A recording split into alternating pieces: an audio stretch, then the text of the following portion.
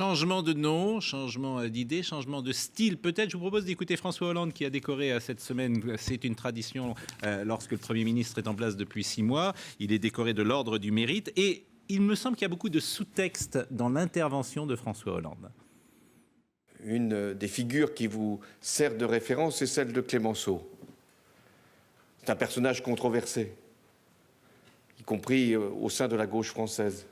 C'est sans doute pour ça que vous l'avez utilisé, car vous aimez la controverse, à condition qu'elle soit un facteur de débat, de contradiction et en même temps de synthèse, car il faut aussi qu'il y ait des hommes de synthèse dans la République. Très important dans les références que chacun peut avoir.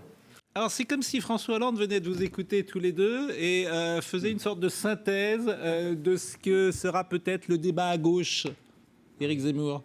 C'est drôle, c'est intelligent, c'est juste en plus. Il y a toujours eu, entre les modérés et les gens qui sont plus pugnaces et plus extrêmes, etc., à droite comme à gauche, on en parlera après sur la droite.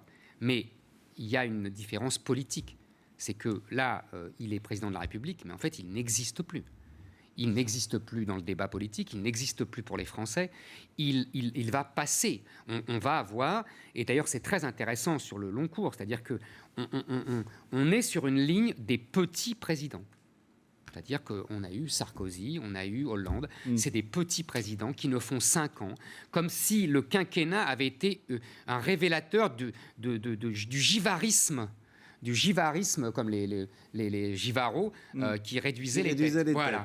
Je pense qu'on en est là aujourd'hui. Et quand Mitterrand avait dit, et on en revient toujours à mon débat sur l'Europe, quand Mitterrand avait dit, après moi, il n'y aura plus de grands présidents, il avait, lui, été prophète, vraiment. Non, mais toute proportion gardée, moi, je pensais en écoutant cet échange, d'abord, je regardais le sourire de Manuel Valls, qui était à la fois admiratif et en même temps qu'on pouvait décrypter comme « attends toujours, on verra bien qui rira le dernier ». Oui, parce que je pense qu'il fait la même analyse que nous. Ah, oui, tout à fait. Mais au fond, je pensais à Jacques Chirac disant... 14 juillet, je crois, je décide, il exécute, en parlant de Nicolas Sarkozy. Au fond, il rappelait à la hiérarchie de la 5e République. Sauf que, effectivement, et là on a un point d'accord, il n'a plus l'autorité, François Hollande. Il n'a plus l'autorité, non seulement à cause des 13% ou 14 ou 15% de l'opinion, mais parce qu'il a perdu toutes les élections, et pour chacun, il est écrit qu'il va perdre les suivantes. Donc, le rapport de force, il est volatilisé. Il peut même dire qu'il va parler dans quelques semaines. On s'en tamponne presque le coquillard. On ne l'entend plus. On ne l'entend même plus quand il gaffe, quand il annonce que les jeunes filles vont être libérées et qu'elles ne le sont pas en Afrique. Enfin, c'est même saisissant, alors que cet homme-là est intelligent. Enfin, il est porteur aussi peut-être de projets, mais il n'y a plus de crédit. Donc, toute la hiérarchie de la 5e République est en train de vaciller, même si les institutions le défendent.